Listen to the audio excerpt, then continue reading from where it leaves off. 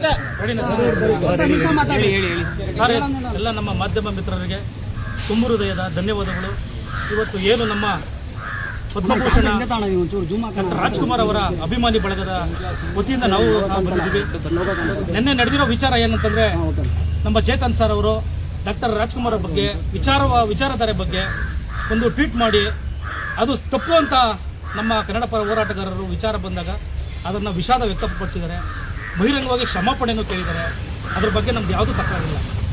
ಒಬ್ಬ ಡಾಕ್ಟರ್ ರಾಜ್ಕುಮಾರ್ ಮೇರು ನಟನಿಗೆ ಅವಮಾನ ಆದಾಗ ಪ್ರತಿಯೊಬ್ಬ ಸಮಾಜದ ಕಟ್ಟಕಡೆಯ ಪ್ರಜೆನೂ ಸಹ ಕ್ಷಮಾಪಣೆ ಕೇಳೋದ್ರಲ್ಲಿ ದೊಡ್ಡ ತಪ್ಪು ಅಂತದೇನಿಲ್ಲ. ಯಾಕಂದ್ರೆ ಅಂಥ ಮೇರು ನಟನಿಗೆ ಅಪಮಾನ ಆದಾಗ ಕ್ಷಮಾಪಣೆ ಕೇಳೋದು ಎಲ್ಲರಿಗೂ ದೊಡ್ಡ ಸಮಂಜಸವಾದಂಥ ವಿಚಾರ.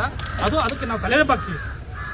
ಅದೇ ರೀತಿ ಸಾರಾ ಗೋವಿಂದ್ ಸರ್ ಅವರು ಬಹಿರಂಗ ಕ್ಷಮಾಪಣೆ ಕೇಳಿದ್ರು ಕೂಡ ಕೂಡಲೇ ಕಾರಲ್ಲಿ ಅಡಿಕೆಳೆದು ಬಂದು ತಾಯಿಯಂದಿರ ಬಗ್ಗೆ ಮಾತಾಡುವಂಥದ್ದು, ಬೋಳಿ ಮಗ ಅಂತ ಮಾತಾಡುವಂಥದ್ದು, ನಿನ್ನ ಕರ್ನಾಟಕದಲ್ಲಿ ಬದುಕೋದಿಕ್ಕೆ ಬಿಡೋದಿಲ್ಲ ಅಂತ ಹೇಳುವಂಥದ್ದು, ಧಮಕಿ ಹಾಕುವಂಥದ್ದು, ಇದು ಕರ್ನಾಟಕದ ಯಾರ ಆಸ್ತಿನೂ ಅಲ್ಲ. ಸಮಾಜದ ಬಗ್ಗೆ ಎಲ್ಲರೂ ವಾಸ ಮಾಡುವಂಥದ್ದು.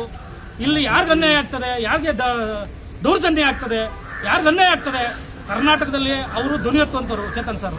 ನಾನು ಅವರು ಟ್ವೀಟ್ ಮಾಡಿರೋದ್ರಲ್ಲಿ ಕ್ಷಮಾಪಣೆ ಕೇಳಿರೋದು, ನಾವು ಅದನ್ನು ತಲೆಬಾಗಿಸ್ತೀವಿ. ನಾವು ಡಾಕ್ಟರ್ ರಾಜ್ಕುಮಾರ್ ಬಗ್ಗೆ ದೊಡ್ಡ ಅಪಾರವಾದ ಗೌರವ ಇದೆ. ಅದೇ ರೀತಿ ಸಾರಾ ಗೋವಿಂದ್ ಮಾಡಿರೋದು ನಮಗೆಲ್ಲ ಬಹಳ ಮನಸ್ಸಿಗೆ ನೋವಾಗಿದೆ.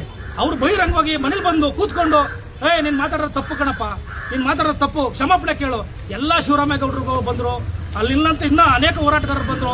ಮನೇಲಿ ಕೂತ್ಕೊಂಡು ಸಾಮಾಜಿಕವಾಗಿ ವಿಷಾದ ವ್ಯಕ್ತಪಡಿಸಿ ಬಹಿರಂಗವಾಗಿ ಕ್ಷಮಾಪಣೆ ಕೇಳಿಸೋರು.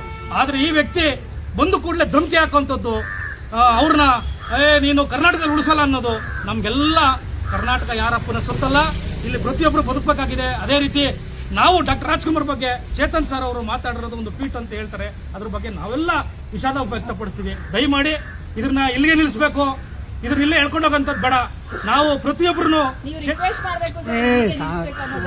ಹೇಳ್ತಾ ಇದೀವಿ. ನಾನು ಮೇಡಮ್ ನಾವು ಯಾರ ಅವಾಜ್ಗೂ ಇಲ್ಲ, ನಾವು ಯಾರ ಬಗ್ಗೆ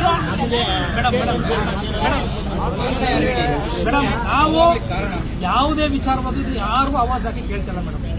ಡಾಕ್ಟರ್ ಮೊದಲಾಗೆ ಹೇಳಿದೆ ನಾನು, ಡಾಕ್ಟರ್ ರಾಜ್ಕುಮಾರ್ ಅವರಿಗೆ ಅಪಮಾನ ಆದಾಗ ನಾವೆಲ್ಲ ಕ್ಷಮಾಪಣೆ ಕೇಳುವಂಥದ್ದು, ನಾವೆಲ್ಲ ಅಪಮಾನ ಆಗಿರೋದು, ನಾವೆಲ್ಲ ಕ್ಷಮಾಪಣೆ ಕೇಳೋದು. ಅದೇ ರೀತಿ ಈ ರೀತಿ ಯಾರಿಗೂ ಧಮಕಿ ಹಾಕಿ ಕ್ಷಮಾಪಣೆ ಕೇಳೋದು ಬೇಡ. ದಯಮಾಡಿ ಆ ಕ್ಷಮಾಪಣೆಗೆ ನಾವು ಅರ್ಹರಿದ್ದೀವಿ. ನನ್ನ ಹೆಸರು ಚನ್ಕೇಶ್ವ ಅಂತ, ದಲಿತ ಸ್ವಾಭಿಮಾನಿ ಸೇವಾ ಸಮಿತಿ ರಾಜ್ಯಾಧ್ಯಕ್ಷ.